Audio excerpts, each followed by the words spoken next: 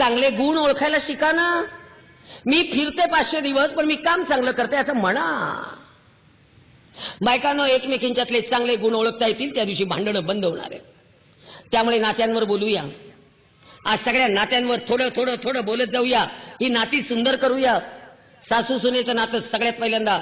सगळ्या सासवांनो अवघड आहे. आता सासूचं फार अवघड आहे. मी सासू आहे, एकुलते एक पोर आहे, सगळं त्याच्यात गुंतलेलं आहे. माझ्या मुलाचं लग्न ठरलं, मी घरातल्या सगळ्या भांड्यांची सभा घेतली. चमच्यापासनं टाकीपर्यंत सगळ्या भांड्यांना एकत्र बोलवलं. म्हटलं या बाबांनो बसा, नवीन मालकीण येऊ घातलीये, तिच्या हाताची सवय करून घ्या. पडू नका, झडू नका, आवाज करू नका. काय भांडी समजूतदार, गेल्या 12 वर्षात एकदाही आवाज झालेला नाही. त्यामुळे थोडक्यात सासूनी संसारातलं लक्ष कमी करायचं आहे. जमेल? जमवा. आणि सगळ्या सासवांनो 5 टिप्स देतीये महत्वाच्या. सगळ्यात पहिली टिप, सून घरात आली लगेच सांगायचं नाही काही नव्हतं बाई, किती कष्टाने. तुझ्या कष्टाचं येणाऱ्या सुनेला कौतुक वाटत नाही. तू सांगायला जाऊ नको. मी सांगू का सुनेला, मला 2 साड्या होत्या, आता सुनेला 500, काय करू? रडू? अगं सांगूच नका. आणि सगळ्यात दुसरं, काटकसर शिकवायला जाऊ नका. मला 2 किलो तेल लागत होतं बाई, 4 लागते. लागू दे. तुझ्या नवऱ्याला 50 रुपये मिळत होते, तिच्या नवऱ्याला 500 रुपये मिळत आहेत. ती डोक्यावर ओतून घेऊ देत नाही तर पिऊ दे. तू बोलू नको. बोलायला जायचं नाही. हाताची घडी, तोंडावर बोट. 498 ओ. कायद्याने तोंड बांधलेली आहेत सासूची, आता अवघड आहे. आणि सगळ्यात आणखीन एक नियम, मुलगा बाहेर न आला लगेच तांब्या भांड घेऊन पाण्याची बाटली घेऊन धावाधाव करायची नाही. आलास का रे, दमलास का रे, बस की रे, पाणी पी की रे. सून आणली आहेत ना घरात, ती म्हणेल आलात का, बसलात का, दमलात का. तुम्ही आपली जपाची माळ घ्यायची आणि यांचं काय काय चाललंय ते बघत बसायचं.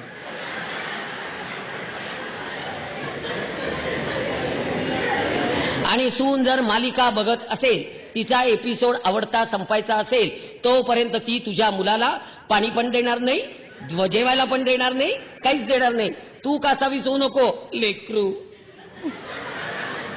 तुझं लेकरू धाब्यावरनं खाऊन आणि पिऊन येतं सध्या. काय बरोबर आहे का नाही? हा, त्यामुळे तू कासावीस होऊ नको. आणखीन एक महत्वाची टीप, सगळ्यात महत्वाची. मुलगा पुण्यात नोकरी करत असेल, मुलगा नाशिकला असेल, औरंगाबादला असेल, कुठे का असेल जगाच्या पाठीवर, जर तुम्ही मुलाला फोन मोबाईलवर केला आणि सुनेनी उचलला तर माझ्यासारखी उत्तर द्यायची. ऐका,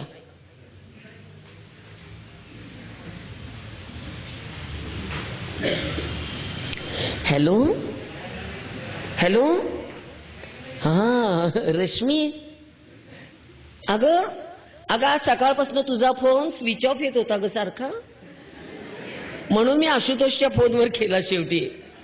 अगं हो हो हो हो हो. अगं नाही, आता मी जयसिंगपूरमध्ये आली आहे, हा संघर्ष महोत्सवाच्या कार्यक्रमात. अगं नाही, आज मी महालक्ष्मीचं करून आले, पण तुला उद्याचं विचारायचं होतं, विसर्जनाला येतेस का, काय ठरलं तुमचं म्हणून. हो हो हो हो हो हो चालेल चालेल. विचारतीये आशुतोषला फोन देऊ का, नको म्हणायचं बरं का. असं विचारलं ना सुनेने की नाही म्हणायचं. नको नको नको देऊ, तुझ्याशीच बोलायचं होतं म्हणून फोन केला होता. हो हो, आता पाठीमागेच लागलीये, देतेच. मग अगदी चेहरा पाडून हो म्हणायचं. बर बर, दे दे दे दे. हुरळून गेलोय असं अजिबात दाखवायचं नाही. आशुतोष आशुतोष, उद्या कंपनीत गेल्यावर निवांत फोन कर, आता बंद करते.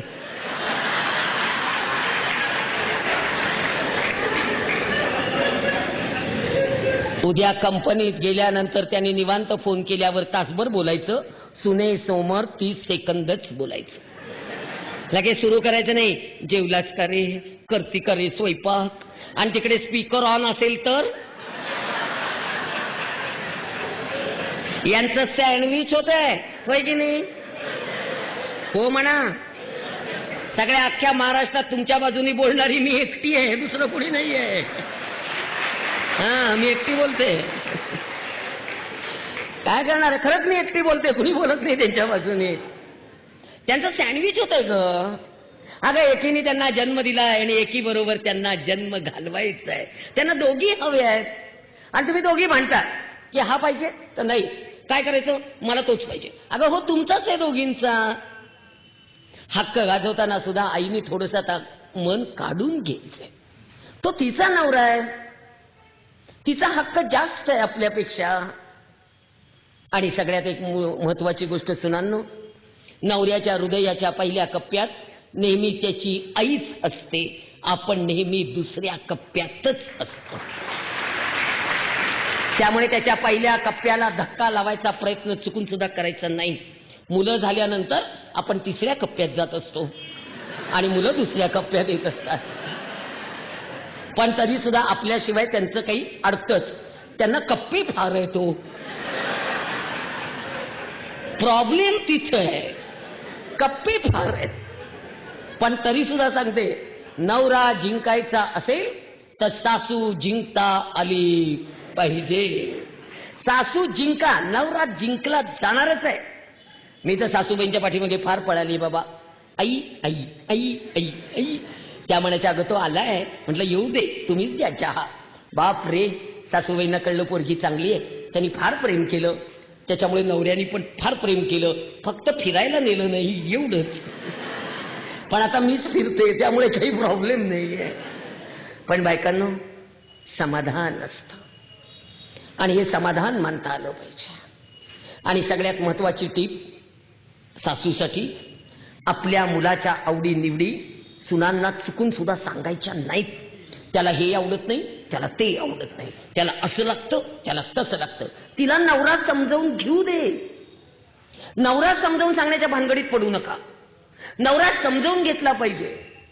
आणि हा नवरा जर समजावून घेता आला ना तर आयुष्य चांगलं जातं. माझ्या मुलाला कोबीची भाजी अजिबात आवडत नाही. त्यांनी लहानपणापासून कधीही कोबीची भाजी खाल्ली नाही आणि मी त्याला वाढली नाही. त्यांनी एकदा मला सांगितलं, आई मला उग्रवास आवडत नाही, तू करत जाऊ नको कोबी. आम्ही आमच्या पुरता करायचो. आणि त्याचं लग्न झालं आणि 2 महिन्यांनी रश्मीनी मला विचारलं की आज तुमची मीटिंग आहे ना.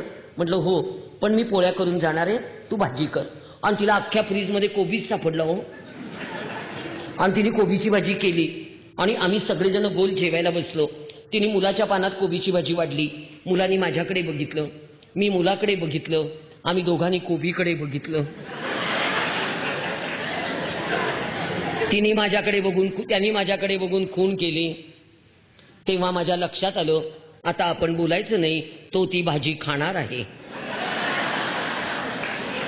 त्याने ती भाजी खाल्ली, तिला वाटलं त्याला आवडली म्हणून तिने परत घातली, त्यांनी परत खाल्ली आणि आता तो ती भाजी खातो. त्यावेळेला जर मी मध्ये बोलले असते तर भांडणच झालं असतं. एखादं ताट बाउंड्री लाईनच्या बाहेर खडाळकन फेकलं गेलं असतं. आणि त्याच्यानंतर मी एकदाही म्हटलं नाही, माझ्या हातची खाल्ली नाही. बायकोचं ऐकतो, बायल्या झाला गो बाई. त्याला ऐकावंच लागतंय, नाही तर त्याचं काही खरं नाहीये, अवघड. आणि सगळ्या आयांनो, मुलांच्या सुखासाठी आपल्याला अनेक गोष्टी ऐकाव्या लागतात.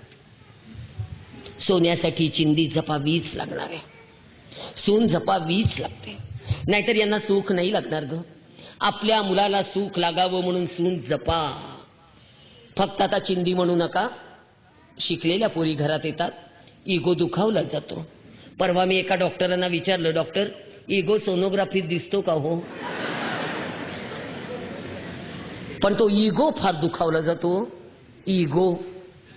त्यामुळे आता म्हणा, सोन्यासाठी लॉकर जपा, चिंदी बिंदी काही म्हणू नका. फार अवघड जातं बरं. आणि सगळ्या सुनांनो, तुमच्या नवऱ्याला आम्ही 9 महिने पोटात सांभाळले ग. तळ हाताच्या फोडासारखं वाढवलंय.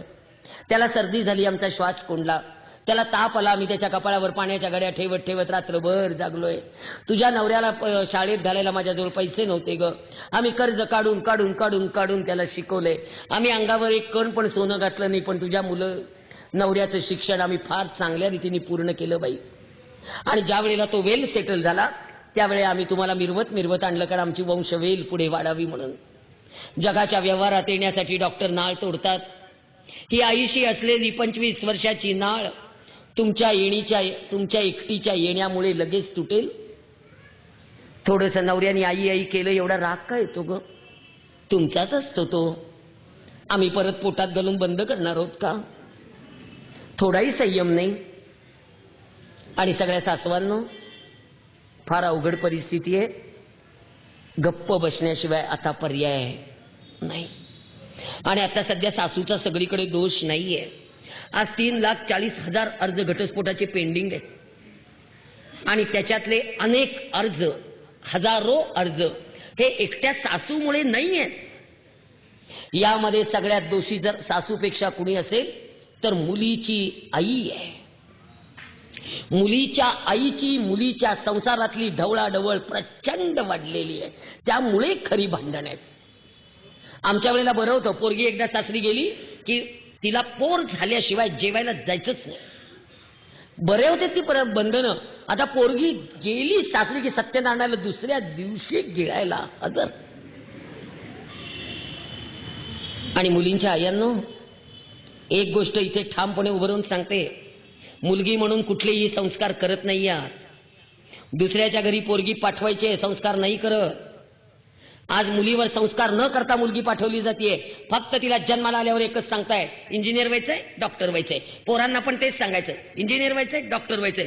पोरं वाईट वागतात, पोरी वाईट वागतात, बोलायचंच नाही. काय आईपण आहे हे? आईपण सोपं आहे.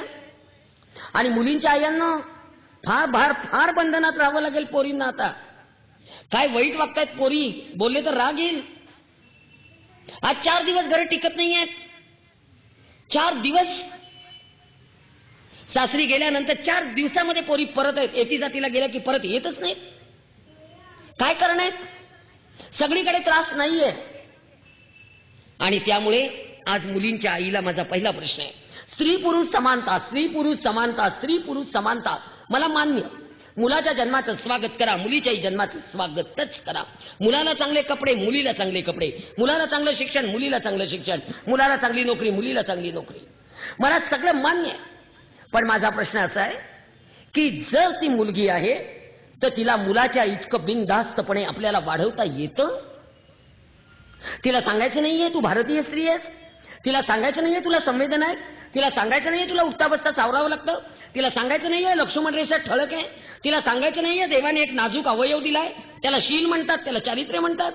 तिला सांगायचं नाहीये कपड्यांचं भान ठेवायचंय?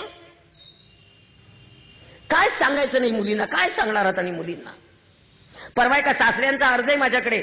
सून घरात आलीये आणि अक्षरशः बरमोडा घालून घरात फिरतीये, साडी चुडीदार काही घालायला तयार नाहीये. पुण्यामधल्या सुना आता बरमोड्यावर फिरतात घरात. काय करायचं या मुलींचं? आणि त्या मुलीला मी विचारलं, सांगितलं समजावून, तर ती मुलगी मला म्हणते माझ्या मम्मीनी लहानपणापासून मला इतके कपडे शॉर्ट घालायची सवय लावली आहे, आता मला बांधल्यासारखं होतं, मी घालू शकत नाही. काय करायचं? एकदाही तुम्ही साडी नेसायला शिकवत नाही आहात. माझी 9वारी साडीत होती, छान दिसायची बाबा. 9वारीतनं आम्ही 5वारीत आलो. ओके, 5वारीचा पदर नीट घे. 5वारीतनं चुडीदारवर आलो. बरं बाई, ओढणी नीट घे. चुडीदारवरनं गाऊनवर फिरते बस. अगं त्या ब्रिटिश रात्री गाऊन घालायचे आणि सकाळी वेल ड्रेस बाहेर यायचे बेडरूम मधनं. तू भाजी येण्याला काय गाऊनवर जाते? बायकांनी मला सरळ सांगतात, आम्हाला मोकळं मोकळं वाटतं. अरे कसलं मोकळं मोकळं वाटतं? सासरी गेल्यानंतर थोडंसं सासू सासऱ्यांसमोर नीट वागायचं असतं का नाही? ही तरी बंधनं घालणारच का नाही? आणि तुमच्या डोक्यामध्ये करिअर आहे, करिअर करिअर करिअर करिअर. पोरीचं करिअर. करिअर म्हणजे काय ग? एकदा मला त्याचा अर्थ सांगा. एकदा मला करिअरचा अर्थ सगळ्यांनी मिळून समजून सांगा. मी वेडी बाई आहे, बिंडोक बाई आहे, मला अक्कल नाहीये. करिअरचा नेमका अर्थ काय? करिअर म्हणजे पैसा? करिअर म्हणजे 4 बाजारी वस्तू? करिअर म्हणजे हातात मोबाईल?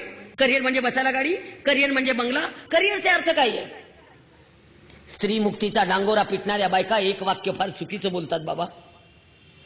चूल आणि मूल या जोखडातनं बाई बाहेर काढायची. चूल आणि मूल या जोखडातनं बाई बाहेर काढायची. कशी? चूल आणि मूल जोखड आहे. चूल आणि मूल जर जोखड असेल तर भारतीय स्त्रीचं अस्तित्व काय राहतं याचं उत्तर देऊ शकता? चूल हे जोखड आहे, अन्नपूर्णेचा मान आहे. अमेरिकेला गेलं तरी लाईटच्या चुलीवर स्वयंपाक करावेच लागतायत. ओव्हन मध्ये बर्गर ठेवावाच लागतो. तिथे गेल्यावर भांडी स्वतःची स्वतःच घासावी लागतात, मोलकरणी मिळत नाहीत. पण ते अमेरिकेत. आणि मुलातनं जीव बाहेर येतो. माझ्या 90 वर्षाच्या सासूबाईंना विचारा, पाय पांगले झाले तरी खुरडत खुरडत खुरडत दरवाजात जाऊन बसायच्या बाई. पाय सगळे रक्त बंबाळवायचे. मी म्हणायचे आई जाऊ नका हो, जाऊ नका हो, पाय रक्त बंबाळ होता तो. माझं लेकरू आलं नाही ग, माझं लेकरू आलं नाही ग. म्हटलं लेकरू 62 वर्षाचं आहे आई. 90 वर्षाच्या आईचा 62 वर्षाच्या लेकरासाठी जीव कसा विसवतो हे फक्त भारतातच होऊ शकतं, परदेशात नाही. त्यामुळे आज मी खरा अर्थ सांगते तुम्हाला करिअरचा. चूल मूल, सासरची माणसं, मायरची माणसं, येणारी जाणारी माणसं सगळ्यांना सांभाळून आपल्याला आपलं अस्तित्व निर्माण करायचं आहे. तेच करिअर आणि तेच करिअर. काही करिअरचे दुसरे अर्थ नाहीयेत. काय परवा पोरगी शिकलीये, MD डॉक्टर शिकवली, पण भान नाही दिलं. भान